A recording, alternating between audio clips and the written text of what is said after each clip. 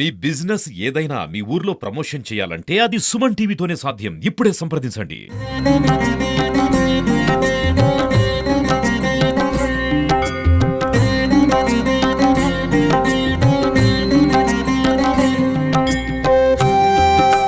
Welcome to Suman TV. నేను నాగరాజ, పొంగనూరు నియోజకవర్గం. కోరిన వారి కొంగు బంగారం, ముగ్గురు అమ్మలను గన్న మూలపుటమ్మ బోయకొండ గంగమ్మ శక్తి స్వరూపినిగా ఈ కొండపై వెలిశారు. ఈ అమ్మవారిని ఇక్కడి నుంచే కాకుండా తమిళనాడు, కర్ణాటకల నుంచి అత్యధిక సంఖ్యలో భక్తులు తరలివచ్చి అమ్మవారికి మొక్కులు చెల్లించుకుంటున్నారు. ముఖ్యంగా అమ్మవారి చెంత పుష్పము అడగటం వంటిది ప్రాముఖ్యత చెందింది. గతంలో ఇక్కడ నివసించేటువంటి రైతులందరూ అమ్మవారిని పుష్పం అడిగిన తర్వాతనే బోరు వేయడం, తర్వాత బోర్లో నీళ్లు సమృద్ధిగా రావడం, వారు మరలా వచ్చి అమ్మవారికి మొక్కులు చెల్లించడం వంటివి జరుగుతున్నాయి. ఇక్కడ ముఖ్యంగా రాష్ట్ర మంత్రులు, అధికారులు, ఐఏఎస్ అధికారులు అందరూ అమ్మవారి దగ్గర ఆశీర్వాదం తీసుకుని వెళ్తుంటారు. రాష్ట్రంలోనే శక్తి క్షేత్రంగా విరాజిల్లుతున్న బోయకొండ గంగమ్మ ప్రాశస్తం గురించి ఈవో ఏకాంబరం గారు, వేద పండితుడు గోవర్ధన శర్మ గారి మాటల్లోనే విందాం.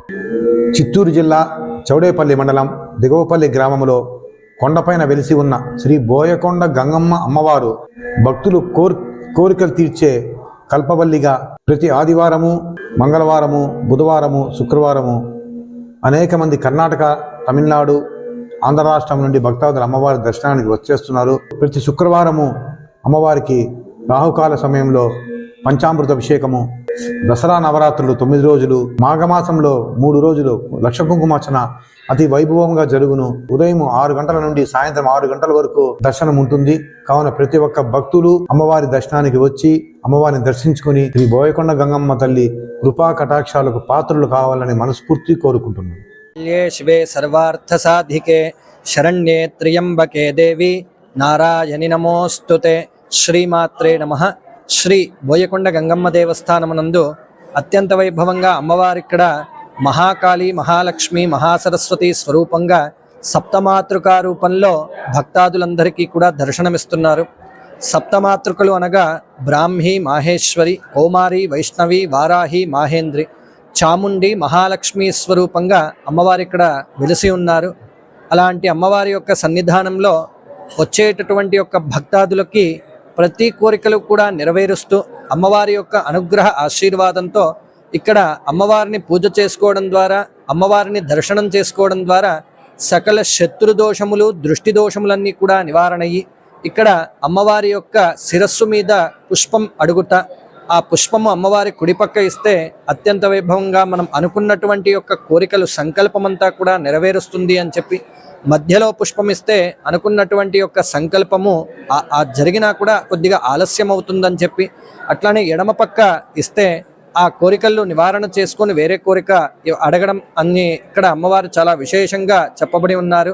అట్లానే ఇక్కడ ప్రతి శుక్రవారం అమ్మవారికి రాహుకాల సమయంలో, శుక్రవారం 10:30, 12 రాహుకాల సమయంలో అత్యంత వైభవంగా ఫలపంచామృత అభిషేకములు, మంగళద్రవ్యములతో అభిషేకములంతా కూడా చేయడం జరుగుతున్నది.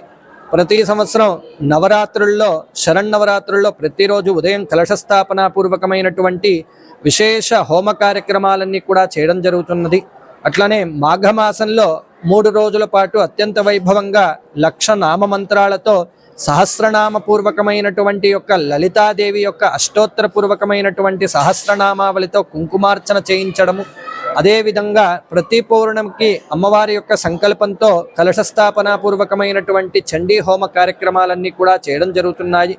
అట్లానే అమ్మవారు మనం ఏ కోరికలైతే అని అడుగుతామో అమ్మవారి దగ్గర ఆ కోరికలంతా కూడా తీర్చేటటువంటి యొక్క మహాలక్ష్మి స్వరూపంగా శ్రీ బోయకొండ గంగమ్మ వారు సాక్షాత్కారంగా ఇక్కడ వెలిసి ఉన్నారు. అలాంటి అమ్మవారి యొక్క అనుగ్రహ ఆశీర్వాదం భక్తాదులకి ఎల్లప్పుడూ కూడా ఉండి ఆయురారోగ్య అష్టైశ్వర్యంలో అమ్మవారు ప్రసాదిస్తూ ఉండాలి అని చెప్పి కోరుకుంటూ ఉన్నాను.